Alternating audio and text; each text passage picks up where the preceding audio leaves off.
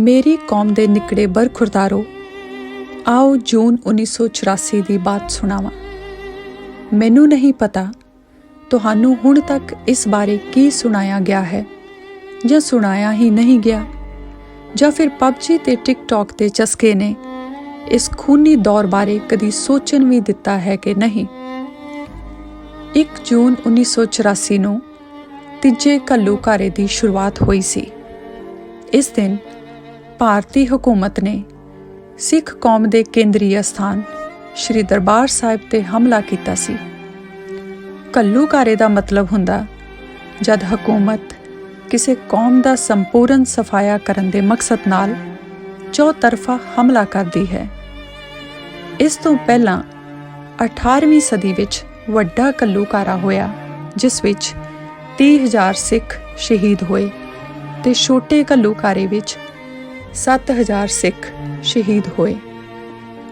ਇੱਕ ਮੁੱਢਲਾ ਸਵਾਲ ਹੈ ਕਿ ਭਾਰਤ ਵਰਸ਼ ਵਿੱਚ ਸਿੱਖ ਕੌਮ ਹੀ ਹਰ ਸਦੀ ਵਿੱਚ ਵੱਡੀ ਪੱਧਰ ਤੇ ਸ਼ਹੀਦੀ ਜਾਮਾਂ ਕਿਉਂ ਪੀਂਦੀ ਹੈ? ਮੁਗਲਾਂ ਤੋਂ ਇੰਦਰਾ ਗਾਂਧੀ ਤੱਕ ਦਿੱਲੀ ਤਖਤ ਦੇ ਹਰ ਬਾਦਸ਼ਾਹ ਨੇ ਸਿੱਖ ਕੌਮ ਨੂੰ ਹੀ ਕਿਉਂ ਖਤਮ ਕਰਨ ਦੀ ਮੁਹਿੰਮ ਚਲਾਈ? ਅਬਦਾਲੀ ਤੋਂ ਇੰਦਰਾ ਤੱਕ ਦੀਆਂ ਜੰਗੀ ਤੋਪਾਂ ਦੇ ਗੋਲੇ ਦਰਬਾਰ ਸਾਹਿਬ ਵੱਲ ਹੀ ਕਿਉਂ ਚਲਾਏ ਜਾਂਦੇ ਹਨ? ਦਰਬਾਰ ਸਾਹਿਬ ਵਿੱਚ ਅੱਠੋਂ ਪਹਿਰ ਸਰਬੱਤ ਦੇ ਭਲੇ ਦੀ ਅਰਦਾਸ ਹੁੰਦੀ ਹੈ। ਹਰ ਵੇਲੇ ਗੁਰਬਾਣੀ ਰਾਹੀਂ ਦਇਆ, ਧਰਮ, ਹੱਕ, ਸੱਚ, ਇਨਸਾਫ, ਸਾਂਝੀਵਾਲਤਾ ਅਤੇ ਬਰਾਬਰਤਾ ਦਾ ਪਾਠ ਪੜ੍ਹਿਆ ਜਾਂਦਾ ਹੈ। ਹਰ ਹਕੂਮਤ ਦਾ ਅਸਲ ਮਕਸਦ ਵੀ ਮਨੁੱਖਤਾ ਦੇ ਇਹਨਾਂ ਸਿਧਾਂਤਾਂ ਦੀ ਪਹਿਰੇਦਾਰੀ ਕਰਨਾ ਹੁੰਦਾ ਹੈ। ਫਿਰ ਹਰ ਹਕੂਮਤ ਦੀ ਸਿੱਖ ਕੌਮ ਨਾਲ ਦੁਸ਼ਮਣੀ ਕਿਸ ਗੱਲ ਦੀ? ਆਓ ਇਸ ਸਵਾਲ ਦੇ ਜਵਾਬ ਵਿੱਚੋਂ ਜੂਨ 1984 ਦੇ ਹਮਲੇ ਦਾ ਅਸਲ ਕਾਰਨ ਲੱਭੀਏ। ਵੇਖੋ, ਹਕੂਮਤ ਦੀ ਜੰਗ ਦਾ ਕਾਰਨ ਹੈ ਗੁਰੂ ਨਾਨਕ ਸਾਹਿਬ ਜੀ ਦਾ ਗਲੋਬਲ ਵਿਜ਼ਨ ਅਤੇ ਮਿਸ਼ਨ, ਜਿਸ ਵਿੱਚ ਧਰਮੀ ਹੋਣ ਦਾ ਮਤਲਬ ਇਬਾਦਤ ਦੇ ਸਫ਼ਰ ਤੇ ਚੱਲ ਕੇ ਸ਼ਹਾਦਤ ਦੇ ਸਫ਼ਰ ਤੱਕ ਪਹੁੰਚਣਾ ਹੈ। ਭਾਵ ਆਪਣੇ ਜੀਵਨ ਨੂੰ ਗੁਰਬਾਣੀ ਰਾਹੀਂ ਸਚਿਆਰ ਬਣਾ ਕੇ ਧਰਤੀ ਤੇ ਧਰਮ ਦਾ ਜੈਕਾਰ ਕਰਨਾ ਹੈ। ਜੇ ਕੋਈ ਬਾਬਰ ਵਰਗਾ ਜਰਵਾਣਾ ਹਕੂਮਤ ਦੇ ਨਸ਼ੇ ਵਿੱਚ, ਸਰਬੱਤ ਦੇ ਭਲੇ ਵਿੱਚ ਖਰਾਬੀ ਕਰਕੇ ਮਨੁੱਖਤਾ ਤੇ ਅਤਿਆਚਾਰ ਕਰੇ ਤਾਂ ਉਸ ਦੇ ਸਾਹਮਣੇ ਉਸ ਨੂੰ ਜਾਬਰ ਆਖ ਕੇ ਮਜ਼ਲੂਮ ਮਨੁੱਖਤਾ ਦਾ ਸਾਥ ਦੇਣਾ ਹੈ। ਜੇ ਔਰੰਗਜ਼ੇਬ ਹਕੂਮਤ ਦੇ ਜ਼ੋਰ ਨਾਲ ਮਨੁੱਖਤਾ ਦੀ ਧਾਰਮਿਕ ਆਜ਼ਾਦੀ ਤੇ ਹਮਲਾ ਕਰਦਾ ਹੈ ਤਾਂ ਗੁਰੂ ਤੇਗ ਬਹਾਦਰ ਸਾਹਿਬ ਜੀ ਦਾ ਸੀਸ ਦੇ ਕੇ ਹਿੰਦੂਆਂ ਦੀ ਧਾਰਮਿਕ ਆਜ਼ਾਦੀ ਦੀ ਰਾਖੀ ਕਰਦੇ ਹਨ। ਸਿੱਖ ਦੀ ਮੰਜ਼ਿਲ ਹੈ ਸਚਿਆਰ ਹੋਣਾ ਤੇ ਸ਼ਹਾਦਤ ਦਾ ਅਰਥ ਹੈ ਸੱਚ ਦੀ ਗਵਾਹੀ। ਤਾਂ ਹੀ ਹਰ ਸਚਿਆਰ ਸਿੱਖ ਸੱਚ ਦੀ ਗਵਾਹੀ ਦਿੰਦਾ ਹੈ, ਭਾਵੇਂ ਇਸ ਸੱਚ ਦੀ ਗਵਾਹੀ ਦੀ ਕੀਮਤ ਭਿਆਨਕ ਮੌਤ ਹੀ ਕਿਉਂ ਨਾ ਹੋਵੇ। ਫਿਰ ਤੁਸੀਂ ਸਵਾਲ ਕਰੋਗੇ, ਹਕੂਮਤ ਨੂੰ ਤਾਂ ਐਸੇ ਸੱਚ ਦੇ ਪਹਿਰੇਦਾਰਾਂ ਦੇ ਪੈਰ ਚੁੰਮਣੇ ਚਾਹੀਦੇ ਹਨ, ਫਿਰ ਇਹ ਘੱਲੂਘਾਰੇ ਕਿਉਂ? ਅਸਲ ਵਿੱਚ ਮੁੱਢ ਕਦੀਮ ਤੋਂ ਹੀ ਰਾਜਨੀਤਿਕ ਹਕੂਮਤਾਂ ਇਨਸਾਫ ਦੇ ਮਕਸਦ ਤੋਂ ਪਾਸੇ ਜਾ ਕੇ ਗਰੀਬ, ਮਜ਼ਲੂਮਾਂ, ਨਿਆਸਰਿਆਂ ਤੇ ਅਤਿਆਚਾਰ ਕਰਦੀਆਂ ਹਨ। ਧਾਰਮਿਕ ਪੁਜਾਰੀ ਵਰਗ ਸਰਕਾਰਾਂ ਨਾਲ ਰਲ ਕੇ ਦੂਜੇ ਧਰਮ ਦੇ ਲੋਕਾਂ ਨੂੰ ਖਤਮ ਕਰਨ ਲਈ ਹਰ ਸੰਭਵ ਕੋਸ਼ਿਸ਼ ਕਰਦੇ ਹਨ ਤੇ ਗੁਰੂ ਨਾਨਕ ਸਾਹਿਬ ਤੋਂ ਹੀ ਸਿੱਖ ਧਰਮ ਦੀ ਪਰੰਪਰਾ ਹੈ ਕਿ ਸਿੱਖ ਕੌਮ ਕਿਸੇ ਵੀ ਧਰਮ, ਜਾਤ ਦੇ ਵਖਰੇਵੇਂ ਤੋਂ ਉੱਤੇ ਉੱਠ ਕੇ ਇਨਸਾਨੀਅਤ ਖਾਤਰ ਮਜ਼ਲੂਮ ਲਈ ਜਾਨ ਦੇ ਵੀ ਦਿੰਦੇ ਨੇ ਤੇ ਜਾਨ ਲੈ ਵੀ ਲੈਂਦੇ ਨੇ। ਇੱਥੋਂ ਸਿੱਖਾਂ ਅਤੇ ਹਕੂਮਤਾਂ ਦੇ ਸਿਧਾਂਤਕ ਵਿਰੋਧ ਦਾ ਮੁੱਢ ਵੱਜਦਾ ਹੈ। ਤਾਂ ਹੀ ਧੰਨ ਗੁਰੂ ਹਰਗੋਬਿੰਦ ਸਾਹਿਬ ਜੀ ਨੇ ਸਿੱਖ ਕੌਮ ਨੂੰ ਮੀਰੀ ਪੀਰੀ ਦਾ ਸਿਧਾਂਤ ਦਿੰਦਿਆਂ ਸਿੱਖਾਂ ਨੂੰ ਵੱਖਰੇ ਸਿੱਖ ਰਾਜ ਦਾ ਸੰਕਲਪ ਦੇ ਕੇ ਦਰਬਾਰ ਸਾਹਿਬ ਦੇ ਸਾਹਮਣੇ ਅਕਾਲ ਤਖਤ ਸਾਹਿਬ ਦੀ ਸਿਰਜਣਾ ਕੀਤੀ, ਜੋ ਕਿ ਇੱਕ ਗੁਰਦੁਆਰਾ ਨਾ ਹੋ ਕੇ ਇੱਕ ਥੜੇ ਦੇ ਰੂਪ ਵਿੱਚ ਅਕਾਲੀ ਇਨਸਾਫ ਦਾ ਤਖਤ ਹੈ।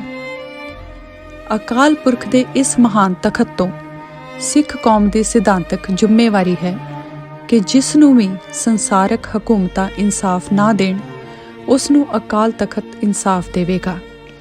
ਇਸ ਗੁਰੂ ਵਰਸਾਈ ਪਰੰਪਰਾ ਨੇ ਬਿਨਾਂ ਕਿਸੇ ਧਰਮ, ਜਾਤ, ਲਿੰਗ, ਭੇਦ, ਊਚ ਨੀਚ, ਅਮੀਰ ਗਰੀਬ ਦੇ ਵਖਰੇਵੇਂ ਤੋਂ ਫਰਿਆਦੀਆਂ ਨੂੰ ਇਨਸਾਫ ਦਿੱਤਾ।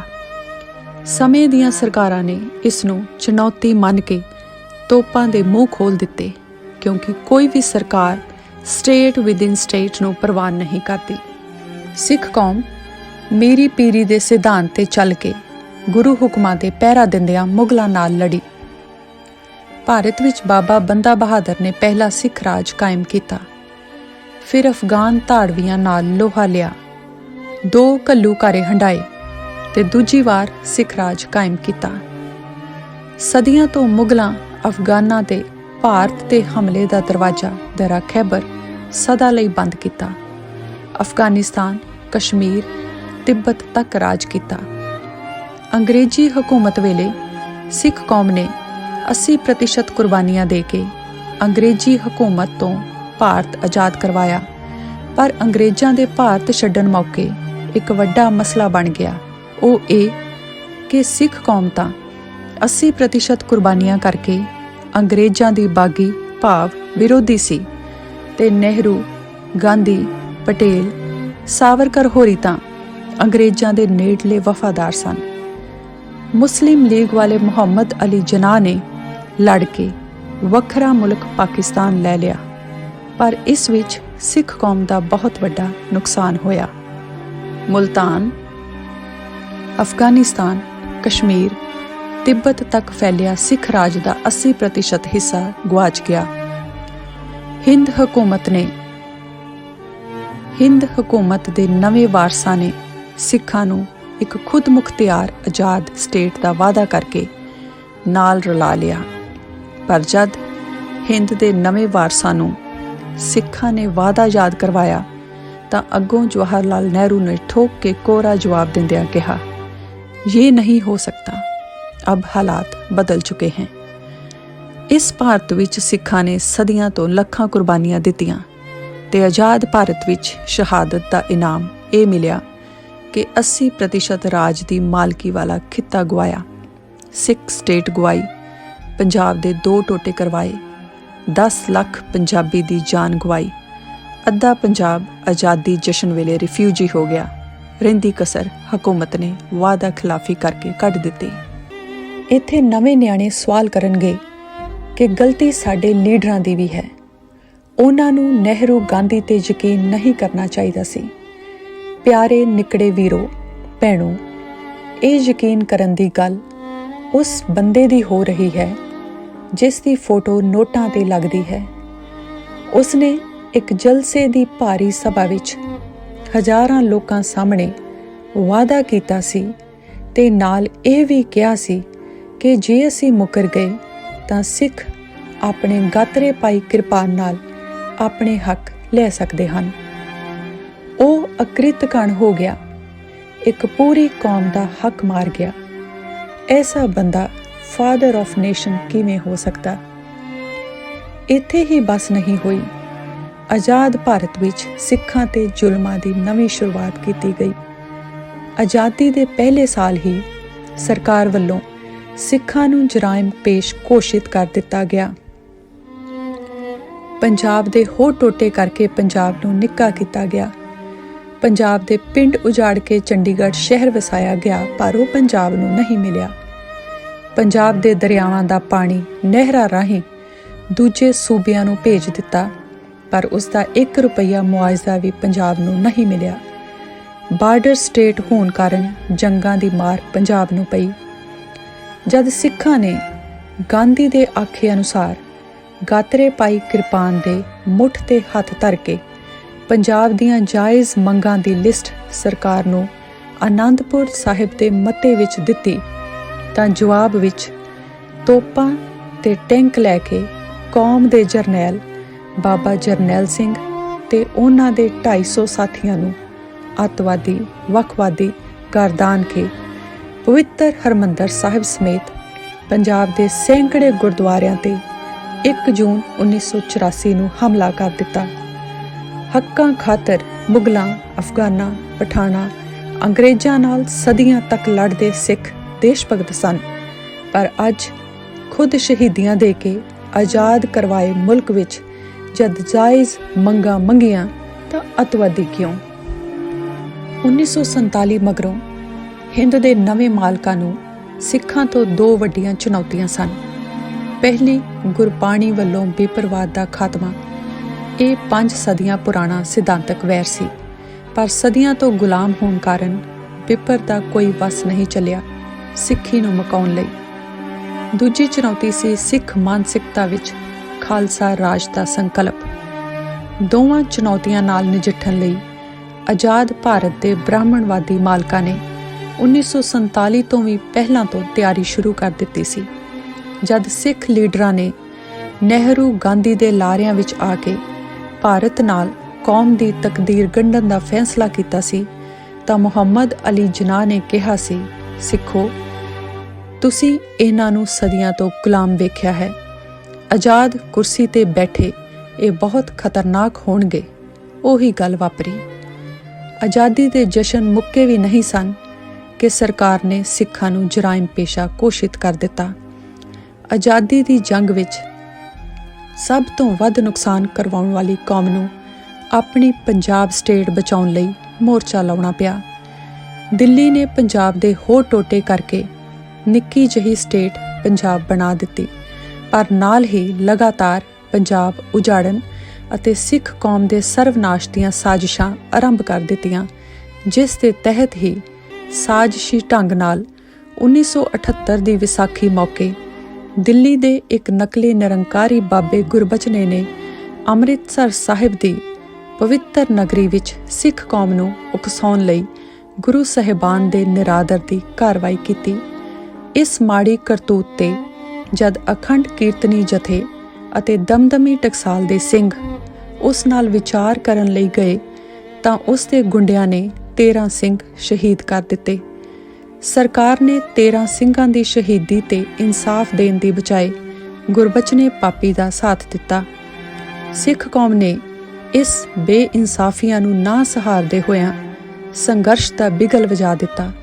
ਸੰਤ ਬਾਬਾ ਜਰਨੈਲ ਸਿੰਘ ਖਾਲਸਾ ਭਿੰਡਰਾਂ ਵਾਲਿਆਂ ਨੇ ਅਖੰਡ ਕੀਰਤਨੀ ਜਥੇ ਅਤੇ ਸ਼੍ਰੋਮਣੀ ਅਕਾਲੀ ਦਲ ਨਾਲ ਮਿਲ ਕੇ ਇਨਸਾਫ ਦੀ ਮੰਗ ਕੀਤੀ।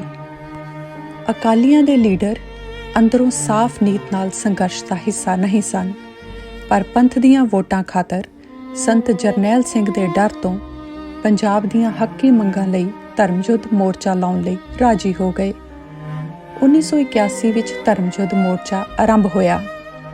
ਪੰਜਾਬ ਦੀਆਂ ਹੱਕੀ ਮੰਗਾਂ ਖਾਤਰ ਲੱਗੇ ਮੋਰਚੇ ਦੀਆਂ ਮੰਗਾਂ ਪ੍ਰਵਾਨ ਕਰਨ ਦੀ ਥਾਂ ਸਰਕਾਰ ਤੇ ਉਸ ਦੀ ਪਾਲਤੂ ਮਸ਼ੀਨਰੀ ਨੇ ਸਿੱਖਾਂ ਨੂੰ ਵੱਖਵਾਦੀ ਗਰਦਾਨ ਕੇ ਬਦਨਾਮ ਕੀਤਾ। ਜਗਬਾਣੀ ਅਖਬਾਰ ਵਿੱਚ ਗੁਰੂ ਸਾਹਿਬ ਦੀ ਬੇਅਦਬੀ ਭਰੇ ਬਿਆਨ ਆਉਣ ਲੱਗ ਪਏ। ਗੁਰੂ ਦੀ ਬੇਅਦਬੀ ਨਾ ਸਹਾਰਦਿਆਂ ਸਿੰਘਾਂ ਨੇ ਜਗਬਾਣੀ ਦੇ ਮਾਲਕ ਲਾਲਾ ਜਗਤ ਨਾਰਾਇਣ ਦਾ ਕਤਲ ਕਰ ਦਿੱਤਾ। ਸਰਕਾਰ ਨੇ ਲਾਲੇ ਦੇ ਕਤਲ ਦੇ ਦੋਸ਼ ਵਿੱਚ ਸੰਤ ਜਰਨੈਲ ਸਿੰਘ ਦੇ ਵਾਰੰਟ ਕੱਢ ਦਿੱਤੇ। ਸੰਤ ਜੀ ਨੂੰ ਫੜਨ ਲਈ ਪੁਲਿਸ ਗਈ। ਸੰਤ ਜੀ ਤਾਂ ਨਹੀਂ ਮਿਲੇ, ਪਰ ਪੁਲਿਸ ਨੇ ਜਥੇ ਦੀਆਂ 2 ਬੱਸਾਂ ਸਾੜ ਦਿੱਤੀਆਂ, ਜਿਨ੍ਹਾਂ ਵਿੱਚ ਗੁਰਬਾਣੀ ਦੀਆਂ ਪੋਥੀਆਂ ਅਤੇ ਗੁਟਕਾ ਸਾਹਿਬ ਸਨ। ਇਸ ਘਟਨਾ ਨੇ ਬਾਬਾ ਜਰਨੈਲ ਸਿੰਘ ਸਮੇਤ ਸਮੁੱਚੀ ਕੌਮ ਨੂੰ ਝੰਜੋੜ ਕੇ ਰੱਖ ਦਿੱਤਾ। ਹਫ਼ਤੇ ਮਗਰੋਂ ਸੰਤ ਜੀ ਨੂੰ ਟਕਸਾਲ ਦੇ ਹੈੱਡਕੁਆਰਟਰ ਮਹਿਤਾ ਚੌਂਕ ਤੋਂ ਗ੍ਰਿਫਤਾਰ ਕਰ ਲਿਆ ਗਿਆ। ਇਸ ਮੌਕੇ ਵੀ ਪੁਲਿਸ ਦੀ ਗੋਲੀ ਨਾਲ ਸਿੰਘ ਸ਼ਹੀਦ ਹੋਏ। 5 ਦਿਨਾਂ ਮਗਰੋਂ ਬਿਨਾਂ ਸ਼ਰਤ ਸੰਤ ਜੀ ਨੂੰ ਰਿਹਾ ਕੀਤਾ ਗਿਆ। ਸਰਕਾਰ ਦੀਆਂ ਐਸੀਆਂ ਕਾਰਵਾਈਆਂ ਤੋਂ ਸਿੱਖਾਂ ਅਤੇ ਸਰਕਾਰ ਦਾ ਵਿਰੋਧਾਭਾਸ ਨਿਰੰਤਰ ਵੱਧ ਰਿਹਾ ਸੀ। ਪੰਜਾਬ ਦੀਆਂ ਹੱਕੀ ਮੰਗਾਂ ਵਿੱਚ ਪੰਜਾਬ ਦੇ ਦਰਿਆਈ ਪਾਣੀਆਂ ਦੀ ਮੰਗ ਵੀ ਸੀ, ਪਰ ਸਿੱਖਾਂ ਦੇ ਰੋਹ ਨੂੰ ਹੋਰ ਲਾਂਬੂ ਲਾਉਣ ਲਈ ਦੇਸ਼ ਦੀ ਪ੍ਰਧਾਨ ਮੰਤਰੀ ਇੰਦਰਾ ਗਾਂਧੀ ਨੇ ਜਾਣ-ਬੁੱਝ ਕੇ ਕਪੂਰੀ ਵਿਖੇ ਸਤਲੁਜ ਯਮੁਨਾ ਲਿੰਕ ਲਹਿਰ ਦਾ ਨੀਂਹ ਪੱਥਰ ਰੱਖਿਆ। ਸਰਕਾਰੀ ਸਾਜ਼ਿਸ਼ਾਂ ਨਾਲ ਮਸਲਾ ਦਿਨੋਂ-ਦਿਨ ਵਿਗੜਦਾ ਜਾ ਰਿਹਾ ਸੀ। ਇੱਕ ਪਾਸੇ ਸਰਕਾਰ ਗੱਲਬਾਤ ਦਾ ਰਾਹ ਖੋਲ੍ਹ ਰਹੀ ਸੀ, ਪਰ ਦੂਜੇ ਪਾਸੇ ਸਰਕਾਰੀ ਸਾਜ਼ਿਸ਼ਾਂ ਤਹਿਤ ਪਿੰਡਾਂ ਵਿੱਚ ਸਿੱਖ ਨੌਜਵਾਨਾਂ ਤੇ ਪੁਲਿਸ ਵੱਲੋਂ ਭਾਰੀ ਤਸ਼ੱਦਦ ਕਰਕੇ ਮਾਰਿਆ ਜਾ ਰਿਹਾ ਸੀ। ਭਾਈ ਅਮਰੀਕ ਸਿੰਘ, ਪ੍ਰਧਾਨ ਸਿੱਖ ਸਟੂਡੈਂਟ ਫੈਡਰੇਸ਼ਨ ਨੂੰ ਝੂਠੇ ਕੇਸ ਵਿੱਚ ਗ੍ਰਿਫਤਾਰ ਕੀਤਾ। ਤਰਨਤਾਰਨ ਵਿਖੇ ਅਕਾਲੀ ਮੋਰਚੇ ਤੇ ਜਾ ਰਹੀ ਬੱਸ ਅਤੇ ਰੇਲ ਦੀ ਟੱਕਰ ਵਿੱਚ 34 ਸਿੰਘ ਸ਼ਹੀਦ ਹੋ ਗਏ। ਅਕਾਲੀ ਦਲ ਦੇ ਰਸਤਾ ਰੋਕੋ ਪ੍ਰੋਗਰਾਮ ਸਮੇਂ ਸ਼ਾਂਤਮਈ ਧਰਨਾ ਦੇ ਰਹੇ 26 ਸਿੰਘਾਂ ਨੂੰ ਪੁਲਿਸ ਨੇ ਸ਼ਹੀਦ ਕੀਤਾ। ਮੋਰਚੇ ਦੀ ਬਦਨਾਮੀ ਲਈ ਸਰਕਾਰ ਇੱਥੋਂ ਤੱਕ ਗਿਰ ਗਈ ਕਿ ਬੱਸਾਂ ਵਿੱਚੋਂ ਹਿੰਦੂ ਕੱਢ ਕੇ ਮਾਰੇ ਜਾਣ ਲੱਗੇ। ਇਸ ਤਰ੍ਹਾਂ ਰੋਜ਼ਾਨਾ ਦੀਆਂ ਖੂਨੀ ਘਟਨਾਵਾਂ ਨੇ ਹੌਲੀ-ਹੌਲੀ ਪੰਜਾਬ ਨੂੰ ਅੱਗ ਦੇ ਮਾਹੌਲ ਵਿੱਚ ਝੋਕ ਦਿੱਤਾ। ਹਿੰਦੂ ਸਿੱਖਾਂ ਦੇ ਕਤਲਾਂ ਦਾ ਸਿਲਸਿਲਾ ਲਗਾਤਾਰ ਵਧਣ ਲੱਗਾ। ਸੰਤ ਜਰਨੈਲ ਸਿੰਘ ਮੰਜੀ ਸਾਹਿਬ ਤੋਂ ਲਗਾਤਾਰ ਰੋਜ਼ਾਨਾ ਦੇ ਦੀਵਾਨ ਵਿੱਚ ਸਰਕਾਰੀ ਸਾਜ਼ਿਸ਼ਾਂ, ਸਰਕਾਰੀ ਬਦਨੀਤੀਆਂ, ਭਾਰਤ ਵਿੱਚ ਸਿੱਖਾਂ ਦੀ ਗੁਲਾਮੀ ਦੀ ਦਾਸਤਾਨ ਸੁਣਾਉਂਦੇ ਤੇ ਕੌਮ ਨੂੰ ਜਗਾਉਂਦੇ ਸਨ। ਸੰਤ ਜੀ ਨੇ ਦਲੀਲਾਂ ਅਤੇ ਤੱਥਾਂ ਦੇ ਆਧਾਰ ਤੇ ਸਰਕਾਰ ਨੂੰ ਨਿਰਉੱਤਰ ਕੀਤਾ ਸੀ, ਪਰ ਹਕੂਮਤ ਦਲੀਲਾਂ ਦੀ ਜਵਾਬਦੇਹੀ ਕਰਨ ਦੀ ਬਜਾਏ ਕਈ ਮਹੀਨਿਆਂ ਤੋਂ ਦਰਬਾਰ ਸਾਹਿਬ ਸਮੂਹ ਦਾ ਨਕਲੀ ਮਾਡਲ ਬਣਾ ਕੇ ਸਿੱਖ ਕੌਮ ਦੇ ਖਾਤਮੇ ਦੀਆਂ ਜੰਗੀ ਮਸ਼ਕਾਂ ਕਰ ਰਹੀ ਸੀ। ਅੰਤ 1 ਜੂਨ ਨੂੰ ਹਿੰਦ ਦੀ ਰਾਣੀ ਆਪਣੀ ਆਖਰੀ ਜੰਗ ਦਾ ਬਿਗਲ ਵਜਾਉਂਦਿਆਂ ਦਰਬਾਰ ਸਾਹਿਬ ਤੇ ਗੋਲੀਆਂ ਦਾ ਮੀਂਹ ਵਰਸਾਉਂਦੀ ਹੈ, ਜਿਸ ਵਿੱਚ ਕੌਮੀ ਸ਼ੇਰ ਸ਼ਹੀਦ ਮਹਿੰਗਾ ਸਿੰਘ ਬੱਬਰ ਸਮੇਤ 11 ਸਿੰਘ ਸ਼ਹੀਦ ਹੋਏ ਸਨ। ਰਾਤ 9 ਵਜੇ 32 ਘੰਟਿਆਂ ਦਾ ਕਰਫਿਊ ਲਾ ਦਿੱਤਾ ਗਿਆ। ਸੰਤ ਜਰਨੈਲ ਸਿੰਘ ਵੀ ਕੌਮੀ ਹੋਂਦ ਦੀ ਇਸ ਜੰਗ ਅਤੇ ਹਿੰਦ ਦੀ ਰਾਣੀ ਦੇ ਕੋਝੇ ਮਨਸੂਬੇ ਬਹੁਤ ਨੇੜੇ ਤੋਂ ਮਹਿਸੂਸ ਕਰ ਚੁੱਕੇ ਸਨ। ਇਸੇ ਲਈ ਟਿਕਾਣਾ ਅਕਾਲ ਤਖਤ ਸਾਹਿਬ ਤੇ ਕਰ ਲਿਆ ਸੀ। 2 ਜੂਨ ਨੂੰ ਸਵੇਰ ਤੋਂ ਹੀ ਸੰਤ ਲੌਂਗੋਵਾਲ, ਜਥੇਦਾਰ ਟੌੜਾ, ਅਕਾਲ ਤਖਤ ਦੇ ਜਥੇਦਾਰ ਅਤੇ ਦਰਬਾਰ ਸਾਹਿਬ ਦੇ ਹੈੱਡ ਗ੍ਰੰਥੀ ਵੱਲੋਂ ਪੱਤਰਕਾਰ ਬੁਲਾ ਕੇ 1 ਜੂਨ ਦੀ ਗੋਲਾਬਾਰੀ ਖਿਲਾਫ ਸਖਤ ਬਿਆਨ ਦਿੱਤੇ ਗਏ। ਸੰਤ ਜਰਨੈਲ ਸਿੰਘ ਅਕਾਲ ਤਖਤ ਤੇ ਬੈਠੇ ਭਵਿੱਖ ਦੇ ਹਾਲਾਤਾਂ ਨਾਲ ਜੂਝਣ ਲਈ ਤਿਆਰ ਸਨ। ਉਹਨਾਂ ਨੂੰ ਜਾਬਾਂਜ ਜੁਝਾਰੂ ਕਮਾਂਡਰ ਜਨਰਲ ਸੁਬੇਗ ਸਿੰਘ ਦੀ ਨੀਤੀ ਤੇ ਖੁਦ ਤੋਂ ਵੀ ਵੱਧ ਭਰੋਸਾ ਸੀ।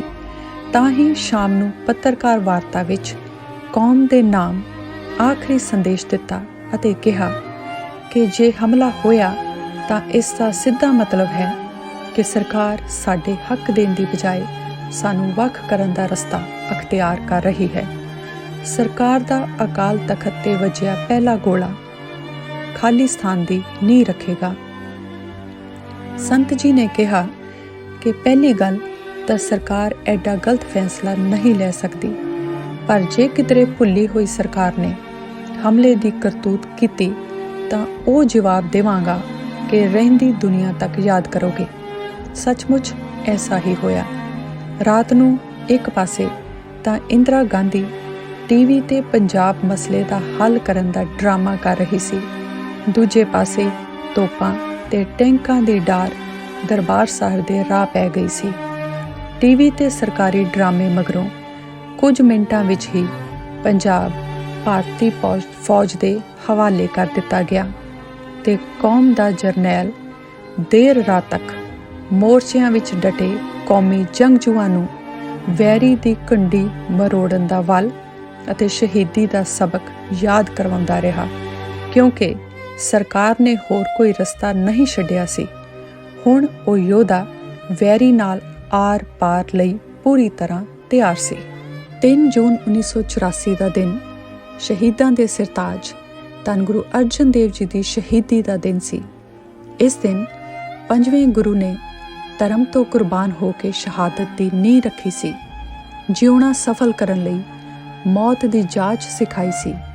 ਖੂਨ ਦੇ ਕੇ ਲਾਜ ਰੱਖਣ ਦਾ ਸਬਕ ਅੱਜ ਦੇ ਦਿਨ ਦੀ ਪ੍ਰੇਰਨਾ ਸੀ। 2 ਜੂਨ ਦੀ ਰਾਤ ਨੂੰ ਪੰਜਾਬ ਨੂੰ ਸਭ ਸੰਸਾਰ ਤੋਂ ਕੱਟ ਕੇ ਭਾਰਤੀ ਫੌਜ ਦੇ ਹਵਾਲੇ ਕੀਤਾ ਜਾ ਚੁੱਕਾ ਸੀ। ਹਿੰਦ ਦੀ ਅੜੀ ਦੇ ਸਾਹਮਣੇ ਪੰਜਾਬ ਦੀ ਸਰਮਗਤੀ ਮੋਰਚੇ ਸੰਭਾਲ ਬੈਠੀ ਸੀ। ਸਰਕਾਰ ਦੇ ਮੋਰਚਿਆਂ ਵਿੱਚ ਬੈਠੇ ਫੌਜੀਆਂ ਦੇ ਮਨਾਂ ਵਿੱਚ ਹਾਈ ਕਮਾਂਡ ਵੱਲੋਂ ਨਫ਼ਰਤਾਂ ਦੀ ਬਰੂਦ ਜਵਾਲਾ ਉਬਾਲੇ ਮਾਰ ਰਹੀ ਸੀ। ਫੌਜੀਆਂ ਦੇ ਕਈ ਸਾਲਾਂ ਦੇ ਜੰਗੀ ਤਜਰਬੇ ਦੀ ਪਰਖ ਹੋਣੀ ਸੀ। ਸਾਲਾਂ ਤੋਂ ਨਿਸ਼ਾਨੇਬਾਜ਼ੀ ਦੀ ਟ੍ਰੇਨਿੰਗ ਦੀ ਪਰਖਣ ਦਾ ਸਮਾਂ ਸੀ।